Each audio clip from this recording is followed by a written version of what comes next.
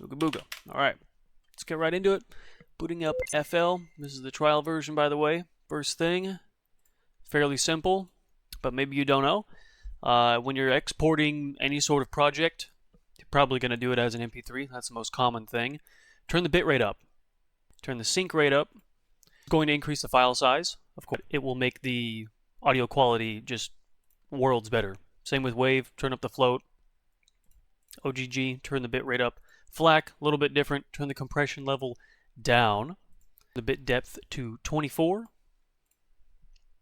And then the next thing, drop this sample in here. This is some Buckethead. Shrink this to like right here so I can get right into it. Just use this default shit for an example. You have you've made and they're on different mixer tracks. That's cool. You can adjust these volumes to whatever you want. I'm going to put this on 5. Mixer track 5, that's the next open one. I'm going to have its volume at 100. So we're going to come to the mixer, the master mixer. Get rid of Fruity Limiter.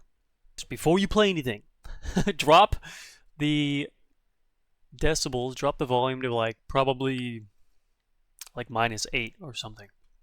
I'm going to hit play now, and I want you to watch right here.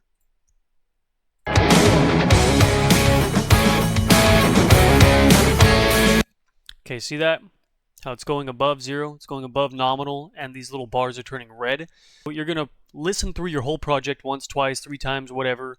Listen through and make sure left and right channels both are not turning red, basically. Watch the bar color. It's going to sound won't clip.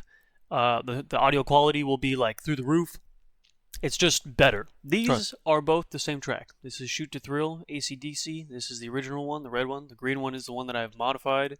Things I've told you. Usually you can already see how much cleaner the modified signal is than the original one.